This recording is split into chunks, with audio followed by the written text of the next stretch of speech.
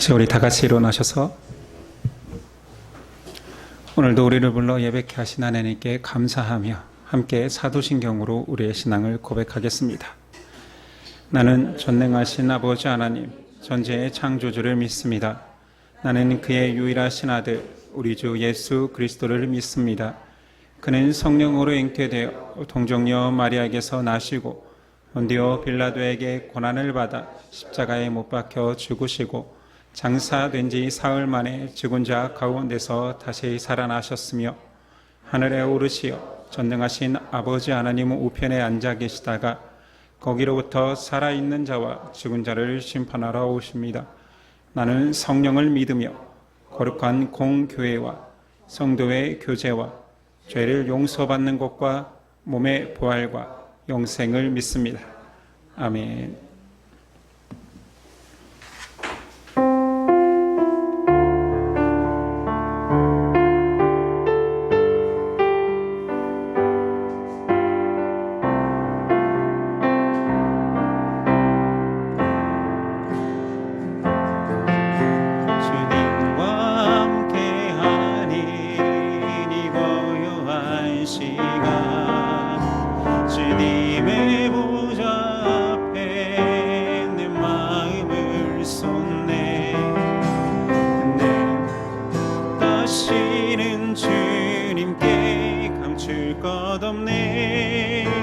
내 맘과 정성 다해 주 바라나이다. 주님과 함께하니 이 고요한 시간 주님의 보좌 앞에 내 마음을 쏟네. 모든 것 아시는 주님께 감출 것 없네. 내 맘과 정성 다해 주 바라나이다. 온 마음 다해 사랑합니다. 온 마음 다해 주 알기 원하네. 내 모든 삶 당신 것이니 주만 섬기리. 온 마음 다해 나 염려하잖아도 내 쓸 것 아시리. 나 오직 주의 얼굴 구하게 하소서. 나 이해할 수 없을 때라도 감사하며 날마다 순종하며 주 따르오리다. 나 염려하잖아도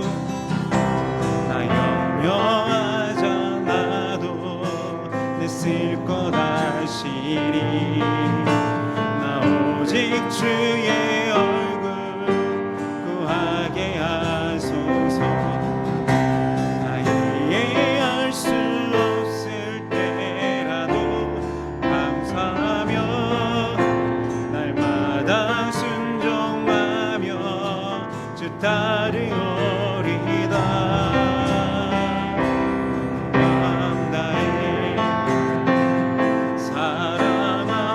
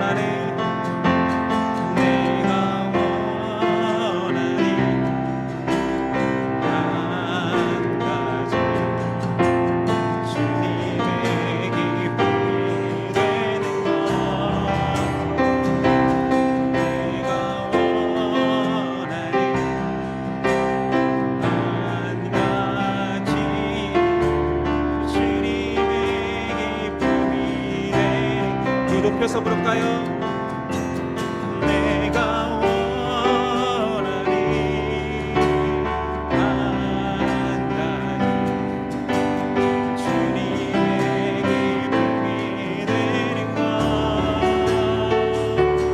내가 원하니 한 가지 주님의 기쁨이 되는 것 우리가 원하는 것 내가 원하니 한 가지 주님의 기쁨이 되는 것 내가 원하니 한 가지 주님의 기쁨이 되는 것 이 세상 가장 아름다운 순종의 눈물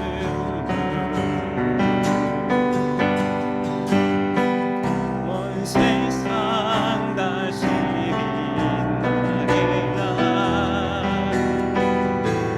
생명의 눈물 그가 이 땅에 오신 이유 죽어 살게 되고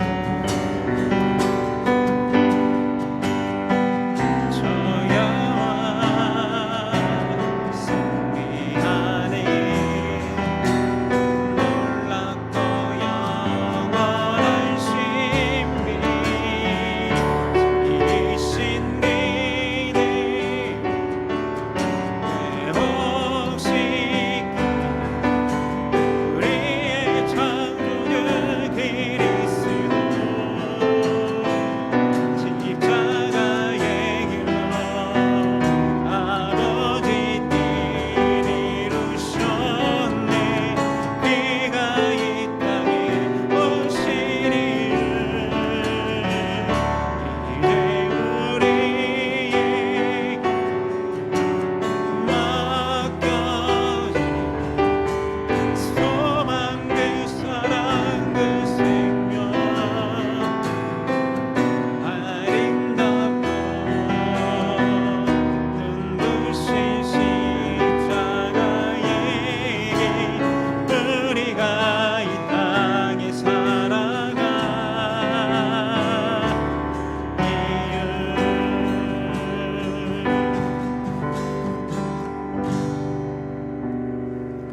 계속 침묵으로 기도하시겠습니다.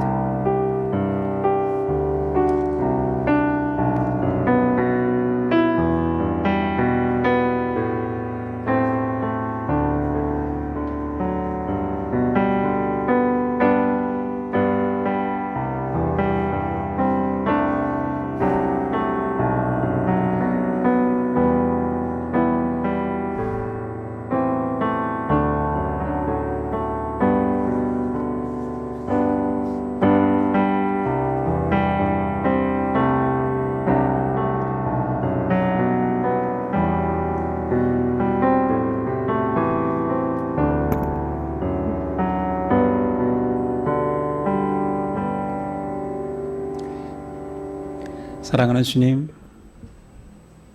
우리가 하나님을 사랑하길 원합니다. 하나님께서 우리를 많이 사랑하시니 우리도 적게라도 그 사랑에 비할 바 못되겠지만 사랑하길 원합니다.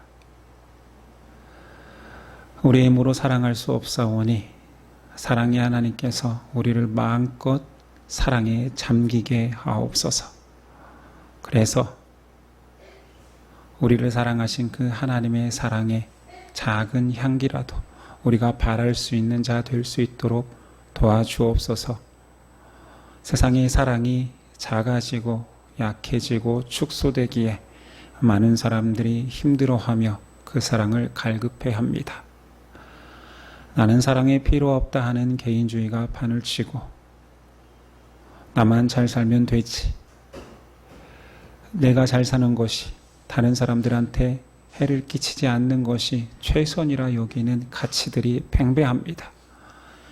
우리 예수 사랑을 받은 자들이 내 주변 한 사람에게 더 손 내밀게 하여 주시고 그들의 아픔을 더 공감하게 하여 주시고 그들이 힘들 때 손잡아 일으켜 줄 수 있는 우리 되도록 도와주옵소서. 우리는 불가하지만 우리 안에 계신 성령님은 우리를 통해서 역사하시고 가하십니다. 그 성령님을 온전히 의지하며 의탁할 수 있는 믿음 허락하옵소서. 오늘 예배를 통하여서 하나님 그 말씀 안에 젖어들길 원합니다. 말씀이 능력이 될 것입니다. 말씀이 내 안에서 역사할 것입니다.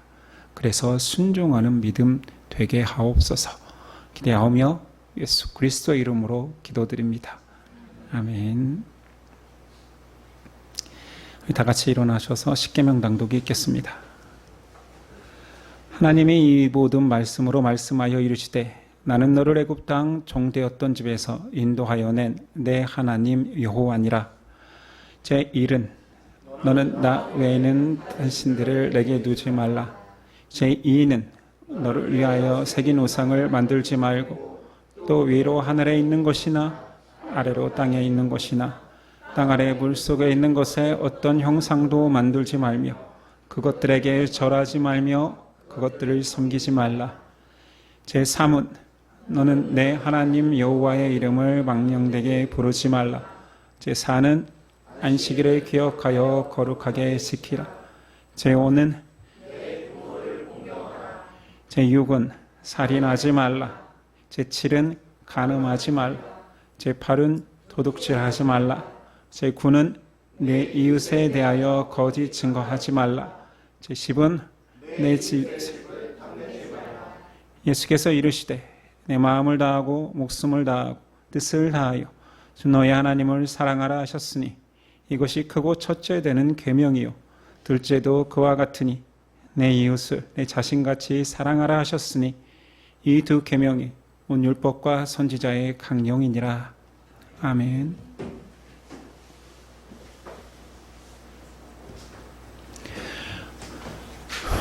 오늘 우리에게 주시는 하나님의 말씀은 사도행전 8장 14절로 15절입니다.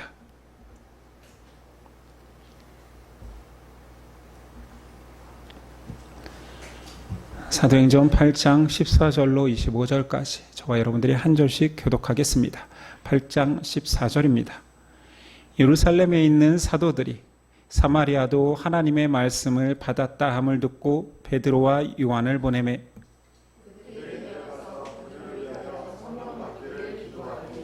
이는 아직 한 사람에게도 성령 내리신 일이 없고 오직 주 예수의 이름으로 세례만 받을 뿐이더라.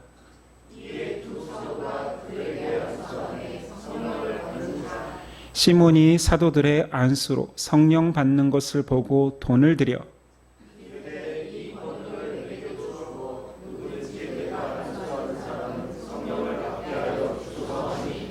베드로가 이르되 내가 하나님의 선물을 돈 주고 살 줄로 생각하였으니 내 은과 내가 함께 망할지어다.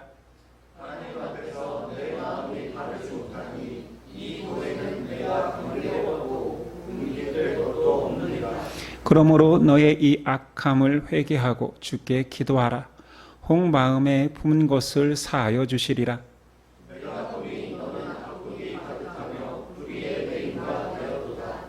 시몬이 대답하여 이르되 나를 위하여 주께 기도하여 말한 것이 하나도 내게 임하지 않게 하소서 하니라. 주 사도가 주의 말씀을 증언하여 말한 후 예루살렘으로 돌아갈새 사마리아인의 여러 마을에서 복음을 전하니라. 아멘. 오늘 말씀의 제목은 성령의 선물. 성령의 선물이라는 제목으로 은혜 나누겠습니다.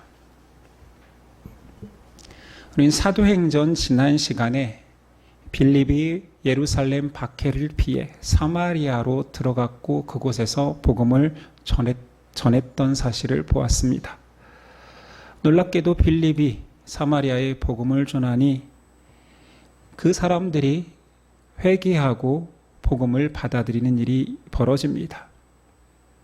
이에 예루살렘 교회는 사마리아에서 이루어지는 일을 확인하기 위해서 베드로와 요한을 파송합니다. 14절, 예루살렘에 있는 사도들이 사마리아도 하나님의 말씀을 받았다 함을 듣고 베드로와 요한을 보낸 이유는, 첫 번째는 이 일이 참으로 하나님이 이루신 일인가 확인할 필요가 있었습니다. 앞에서 언급했다시피 사마리아는 정통 유대교와는 다른 이단성이 심했습니다. 그러니 그곳에 복음이 전해졌다고 했을 때 예루살렘 교회는 바른 복음이 전해져야 됐는지 확인해야 했습니다. 그래서 사도권을 가진 베드로와 요한이 직접 가서 그들의 믿음을 공식적으로 인정해야 했지요. 두 번째, 그 사도들이 파송된 이유는 사마리아 교회가 예루살렘 교회와 전혀 다른 양상의 교회가 아니라 하나님께서 동일히 보시는 하나님의 공동체임을 확증해야 되기 때문이었습니다. 만약에 사마리아에서 일어나고 있는 이 부흥의 역사가 사도들 없이 이루어지고 또한 교회가 세워진다면 아마 초대교회는 두 교회로 분리되는 일이 있었을 수도 있습니다. 그러니 사도들의 파송은 예루살렘 교회와 사마리아 교회가 신앙적으로 일체됨을 선포하기 위함이었습니다. 근데 우리가 사마리아에서 이루어지는 일을 보니 굉장히 특이한 점이 있습니다. 빌립이 가서 복음을 전했고 그들이 믿고 세례를 받았는데 사도들이 들어간 이후에야 성령 세례를 받습니다. 그러니까 순서상 믿음이 전하여지고 세례를 받고 성령이 임재한 단계적으로 보이잖아요. 이 때문에 신학적으로 논쟁이 생기게 되었습니다. 어떤 교단은 믿음의 확신과, 그러니까 사람이 구원을 받는 그 확신과 그 이후에 성령 체험이 분리될 수 있다라고, 그래서 성령적 체험을 강조하는 교단도 생기게 된 것이지요. 그러나 성경 전체의 입장은 이것을 분리시킬 수 없습니다. 로마서 8장 9절, 만일 너희 속에 하나님의 영이 거하시면 너희가 육신에 있지 아니하고 영에 있나니 누구든지 그리스도의 영이 없으면 그리스도의 사람이 아니라. 그러니까 믿는다, 예수 그리스도의 구원 사건을 믿고 내가 하나님의 사람이 되었다라는 그 회심 사건과 성령의 임재는 분리될 수 없는 거죠. 로마서에서는 성령이 아니고서는, 그리스도의 영이 아니고서는 어느 누구도 그리스도를 주라 고백할 수 없다라고 말하지 않습니까? 그러니까 정통신학에서는 이 사건을 정확히 해석할 필요가 있습니다.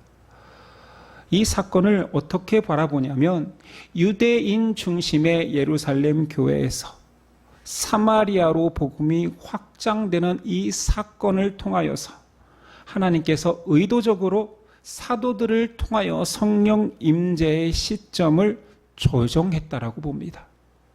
왜냐하면 이것은, 이 특이점은 앞에서도 언급했다시피 예루살렘 교회와 사마리아에 세워질 이 교회가 다른 교회가 아니고 다른 역사가 아니고 동일한 한 성령에 의해서 또한 사도의 전승을 잇는 한 공동체임을 강조하기 위함이었습니다. 또한 사도들이 사마리아에 방문한 이유는 단순히 빌립의 전도를 지원 나간 것이 아닙니다.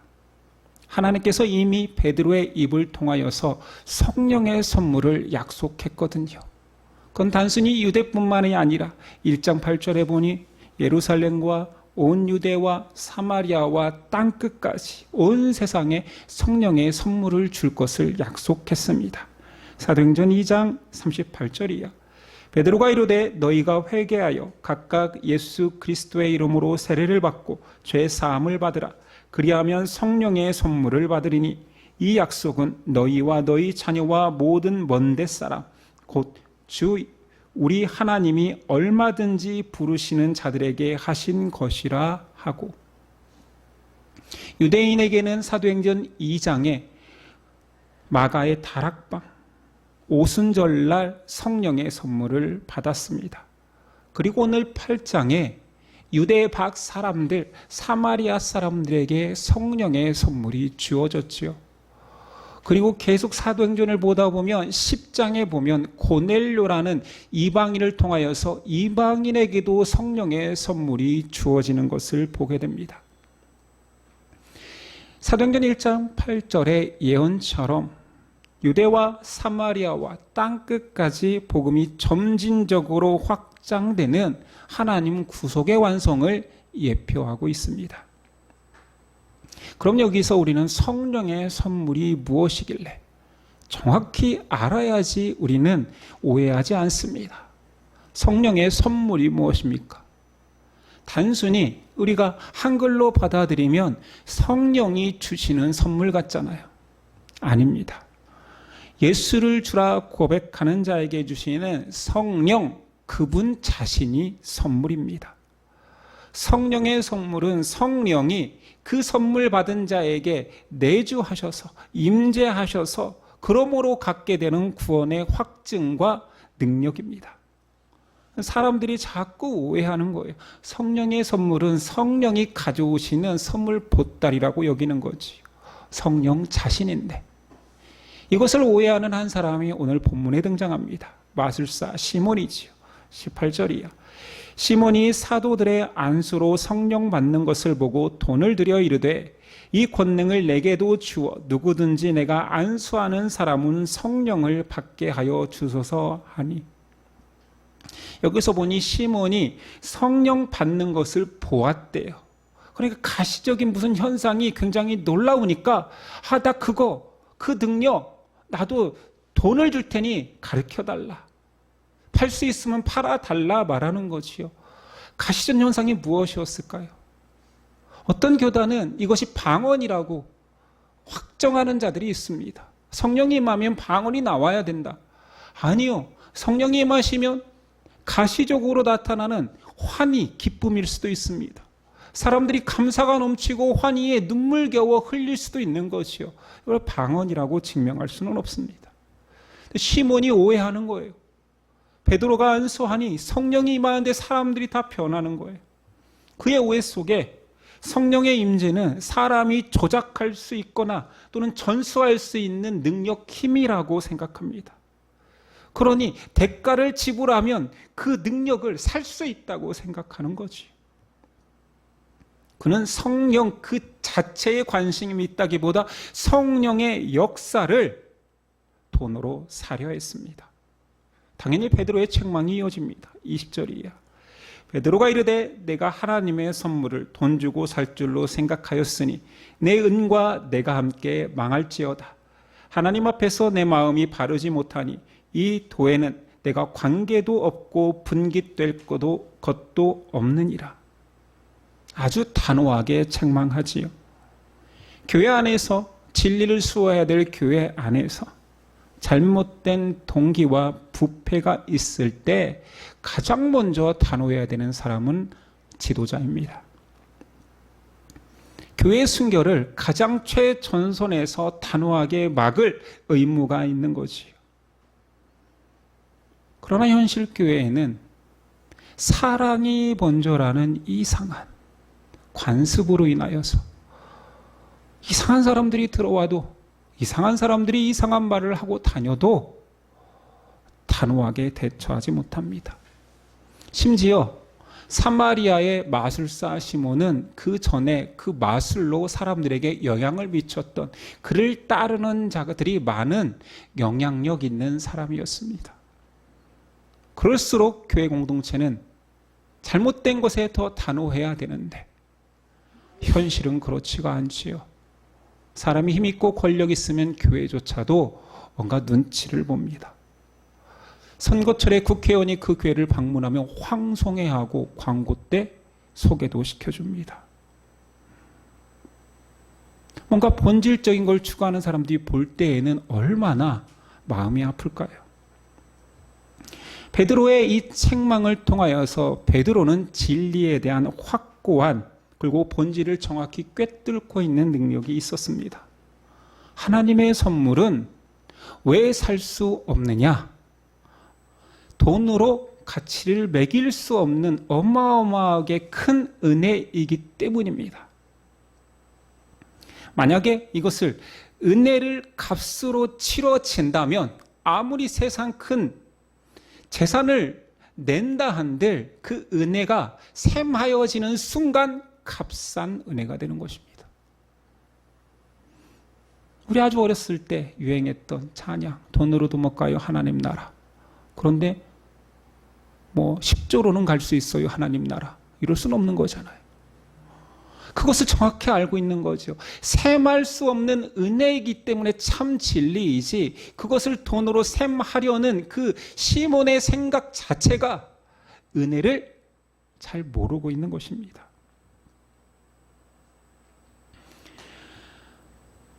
그러나 여기서 중요한 한 가지가 나오니 바로 저주하지 아니하고 시몬에게 베드로는 회개할 기회를 줍니다. 22절이야. 그러므로 너의 이 악함을 회개하고 주께 기도하라. 혹 마음에 품은 것을 사하여 주시리라.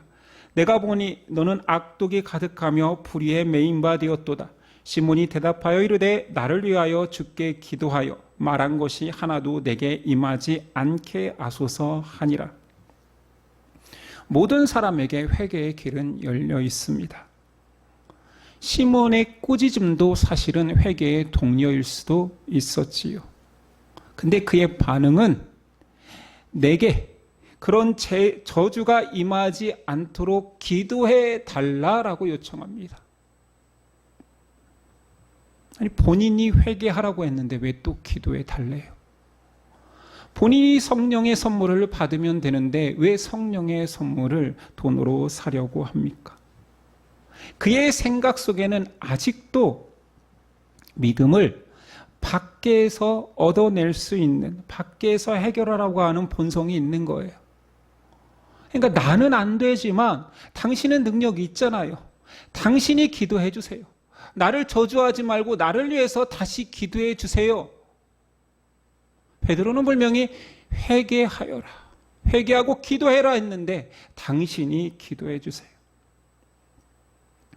이게 한국 교회에 싹트고 있는 교회 안에까지 들어온 샤머니즘적 성격입니다. 제가 목사를 하고 있으니 이런 경우를 많이 당하죠. 목사님 기도해 주세요. 물론 이것은 서로 중보해야 될 의무가 있고 하나에게 해야 됩니다. 그런데 그게 아니라 나는 기도하지 못하니 당신이 해주세요. 대신 신앙인 거지요. 그러니까 목사를 샤머니로 대하는 거예요. 절대자와 인간의 중간자로서, 매개체로서 샤머니로 아직도 바라봅니다. 그래서 우리 목사님이 거룩하고 성결하고 본이 되고 사회적으로 존경을 받으면 자신이 존경받는 것처럼 대형 교회 교인들은 자신이 대형 교인인 줄 알고 작은 교회 교인들은 자신들이 소형 교인이라고 생각하는 이 샤머니즘적 성격이 한국 교회에는 남아 있습니다. 어쩌면 시몬은 아주 일반적인 사람입니다. 이성적이고 현실적이고 상식적입니다. 왜냐하면 우리 상식 속에 뭔가 가치 있는 것에는 대가를 지불해야 되잖아요. 못 사람들은 공짜를 좋아합니다. 무조건 좋다면 공짜로라도 얻어내려고 그래요. 참 모렴치한 사람들이 많지요. 근데 시몬은 지금 지불하겠다라는 거예요. 아니 우선 가격이나 한번 제시해 보라라는 거지요. 그 성령의 능력을 내가 할 수 있으면 내가 모든 것들을 다 바쳐서라도 사겠습니다 한 거 아니에요. 얼마나 상식적인 사람입니까? 그런데 이것은 하나님의 은혜의 크기를 잘못 가늠한, 은혜를 받아보지 않은 사람은 은혜를 셈할 수 있다라고 착각하는 것입니다. 은혜가 은혜인 것은 결코 돈이나 세상의 가치로 살 수 없기 때문인데 그것을 사려 합니다. 시몬에 대한 결말은 성경에 기록되어 있지 않습니다. 흔히 유행하는 열린 결말인가 봐요. 그러나 초대교회 전승 속에는 이의 행적이 기록되어 있습니다. 이레니우스 교부와 유세비우스는 시몬을 시몬 마구스로 언급하며 이단의 시조가 되었다 말합니다. 안타깝지요. 이게 사실이라면. 그가 단순히 교회를 떠난 것이 아니라 하나님과 상관없는 다른 영적 교만의 길을 연 선구자가 되어버렸습니다. 그리고 현대에도 그의 이름은 계속 불리우고 있습니다. 교회 직책을 사고 파는 성진 매매를 영어로 시몬이라고 합니다. 아직도 그는 온 세상 사람들에게 성직 매매하는 대명사로서의 명사가 되어버렸습니다. 안타깝게도 시몬 이후에 시몬이는 계속 되어 왔습니다. 교회가 세속 권력과 합하여 교회의 높은 직책은 높은 권력자에 의해서 매매되었고 정치적으로 재정적 수단으로 사용되었습니다. 그게 세계사에서 문제가 되는 것은 11세기 신성 로마 제국의 황제 하인리 4세가 아예 자신에게 충성하는 사람들을 대가로 또는 많은 돈을 주는 사람들에게 그 성직을 팔기 시작했습니다. 우리는 그것을 그래서 그 황제가 가진 권한을 다시 교황이 가져야 된다고 싸우면서 생긴 이 분쟁을 서임권 논쟁이라 우리는 세계사에서 배웠습니다. 이후에 잉글랜드 왕국도 프랑스 왕국도 황제에 의해서 계속 성직은 매매되는 부패의 시기를 거칩니다. 그러다가 르네상스 시대에는 절정에 이르르지요. 교황 알렉산더 6세는 아예 성직을 매매하는 정도가 아니라 황제의 자리조차 돈으로 매수해서 사는 대표적 사례가 되었습니다. 교황 레오 10세 때에는 우리가 잘 알고 있는 그 성 베드로 성당을 짓기 위한 재정을 위해서 면죄부와 성직 매매를 사용하였지요. 이것이 종교개혁의 시발점이 되었습니다. 지금 한국교회는 어떻습니까? 시몬이가 존재할까요? 아니요, 대놓고 성직 매매하는 사람들은 없지만 항존직이라는 교회의 영구한 직책을 받는 그 직책에 피택 선거가 있은 이후에 많은 교회가 정해진 감사원금이 있습니다. 제가 신대원 때 사역하기 직전에 교회에 방문을 한 적이 있습니다. 그래서 보고서를 쓰는 게 그 신대원 1학년 때 사역하기 전에 과목이었어요. 그래서 아는 분에게 요청하거나 그래서 건너 아는 교회 내노라 하는 교회들을 방문하죠. 작은 교회보다는 어떤 특징이 있나? 근데 안내하는 분이 제가 이런 질문을 한 적이 있어요. 언뜻 들었는데 이 교회는 장로가 되면 1,000만 원, 안수집사와 권사가 되면 500만 원 헌금한다는 소리를 들었습니까? 사실입니까? 라고 물었어요. 그랬더니 그분이 저에게 사실인데 이것은 좋은 관례다. 여기는 장로가 되고 안수집사가 되고 권사가 되면 서로 더 많이 헌금하려고 하는데 한도를 정해준 거다. 낮춰서 더 이상 하지 말라라는 좋은 선례다라고 말하는 거예요. 당시에 저는 가난해서 그랬는지 1,000만 원이면 어마어마한 금액 같았는데 이게 하향으로 낮춘 선례라는 거예요. 좋은 효과라고 말하는 것을 들었습니다. 제가 이걸 시몬이라고 말하지는 않겠습니다. 한국교회가 세상에 우리 한국 사회에 직접적인 염려를 끼치는 사건은 목회자 세습입니다. 현대판 성직 매매라 불리지요. 모든 세습이 다 잘못된 것은 아닙니다. 아무도 후임을 찾을 수 없는 오지의 선교사들의 아들이 그 일을 대신한다면 이것은 아름다운 선례지요. 재정이 힘든 교회에서 아무도 그 후임으로 오려 하지 않을 때 그 아들이 있는다면 아름답겠지요. 그러나 한국교회 안에서는 대형교회, 자립교회, 재정이 풍부한 교회일수록 자녀가 세습하려는 시도가 더 많다는 게 문제입니다. 이게 성직을 세속적 재산처럼 다루려는 세습에 가깝기에 비난받아 마땅합니다.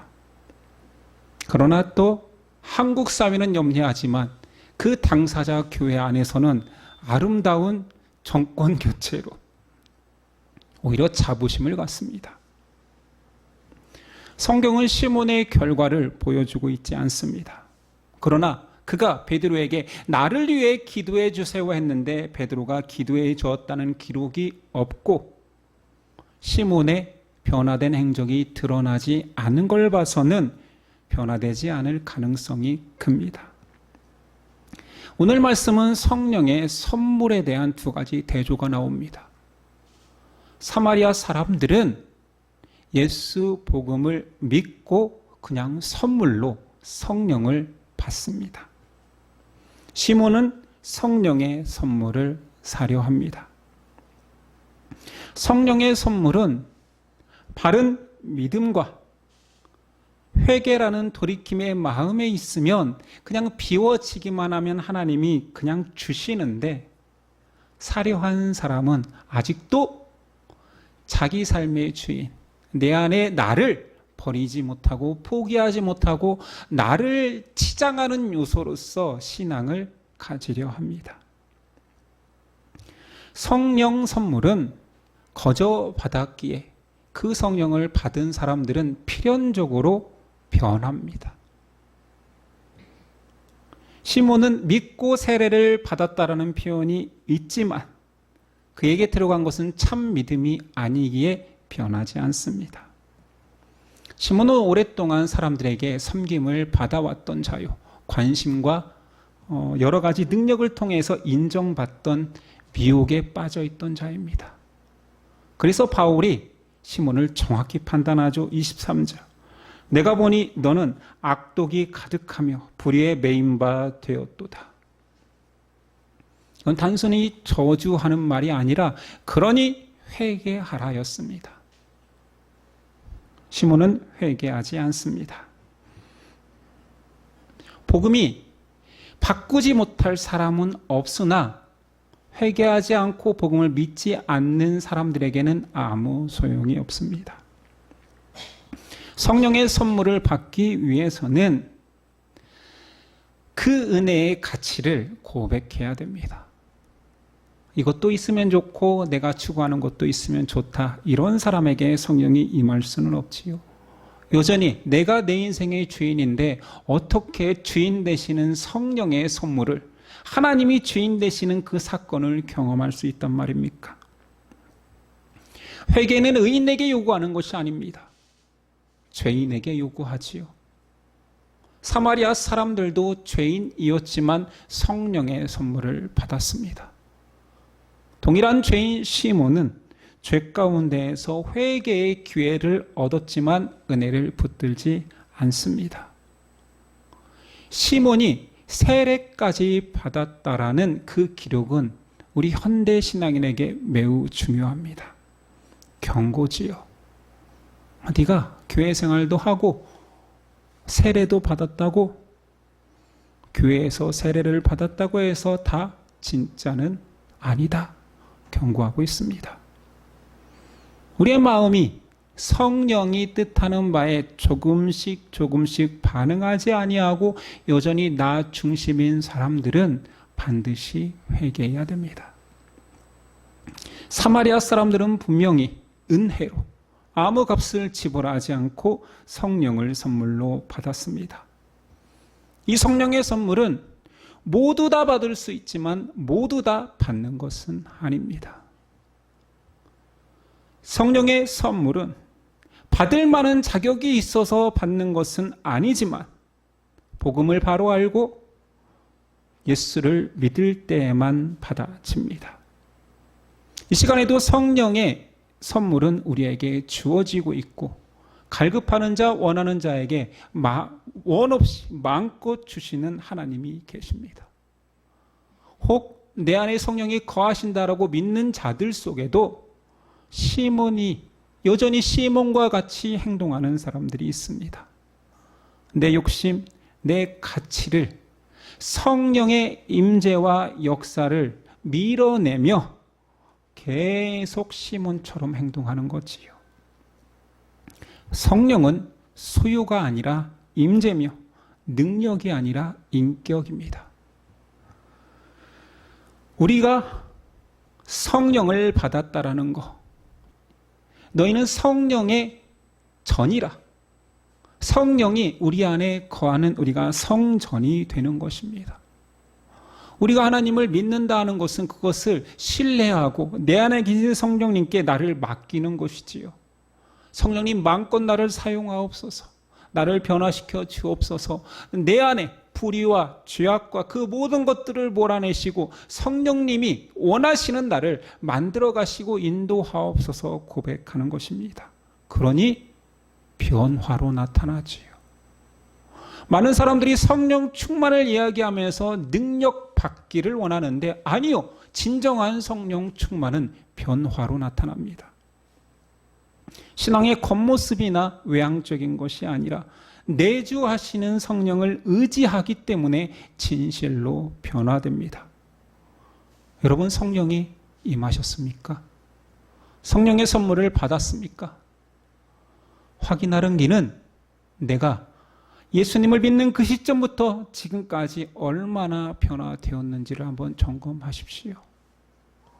여전히 성령 충만을 소망하는 자입니까? 성령의 내주하심을 감사히 여기며 그것을 소중히 갖고가고 있습니까? 교제하고 있습니까? 그러면 그 사람은 날마다 변화됩니다. 작년에 여러분과 올해 여러분은 어떻습니까? 청년 때 열정적으로 신앙생활하던 여러분과 지금 여러 가지 세속에 빠져 있고 애 키우고 먹고 사는 문제에 빠져 있느라 지쳐 있는 여러분, 과연 성령으로 나는 얼마나 변화되었습니까? 혹 성령의 임재를 경험하지 못하신 분은 은혜로 주시는, 값없이 주시는 성령의 선물을 받으십시오. 성령의 임재를 경험한 여러분들이라면 다시 내 안에 성소로 나를 성전 삼으신 성령을 기억하고 여전히 내 안에 역사하시는 내주하시는 성령님께 나를 내어 맡겨 오늘보다 내일, 올해보다 내년 더 예수님 닮은 자로 변화되겠습니다. 바꿔가겠습니다. 고백하는 저와 여러분 되기를 소망합니다. 기도하겠습니다.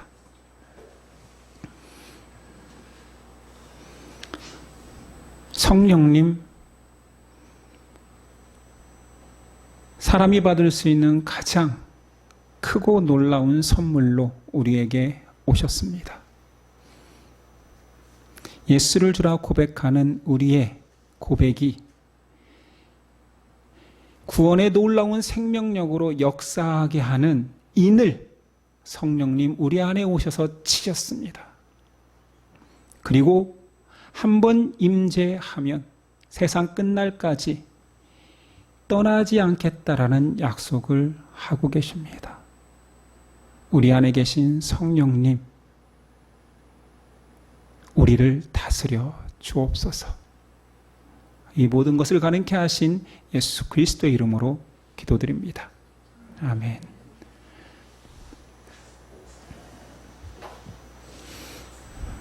일어나 결단 찬송드립니다.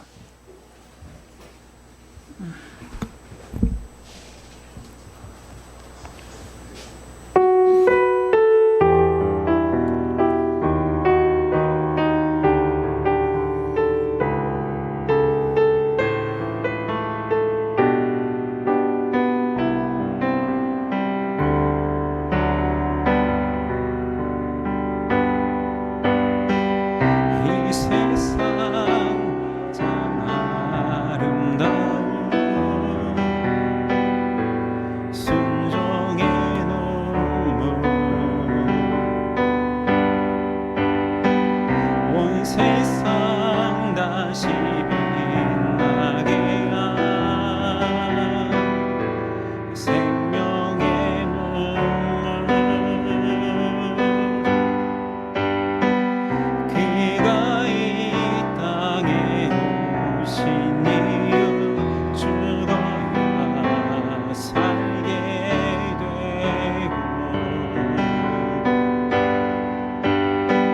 저야만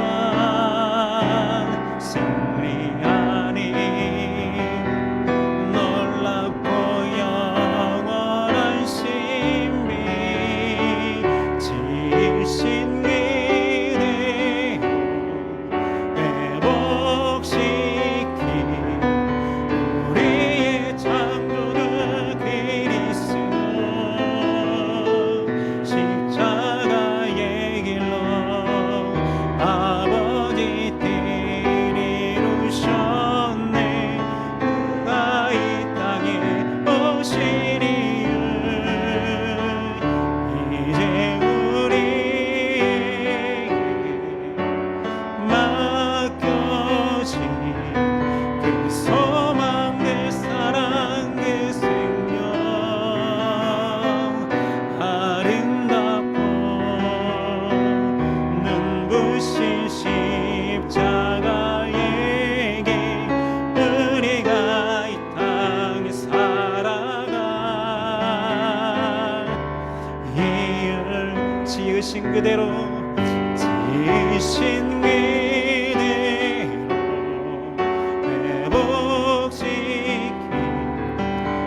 우리의 창조주 그리스도 십자가의 길로 아버지 뜻을 이루셨네. 그가 이 땅에 오시리를 이제 우리에게 맡겨진 그 소망 그 사랑 그 생명 아름답고 눈부신 십자가에게 우리가 이 땅에 살아가 이을 기도하시겠습니다.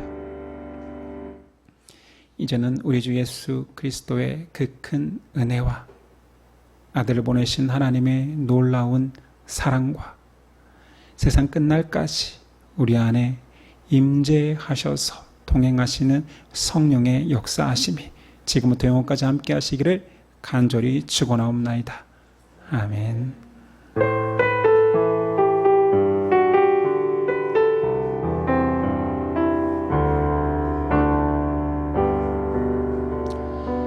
우리 옆 사람과 이렇게 인사했으면 좋겠습니다. 우리 안에 성령이 역사하고 계십니다. 예, 오늘 오후는 속으로 모여 모이겠습니다. 예배를 마치겠습니다. 한 주간 승리하십시오.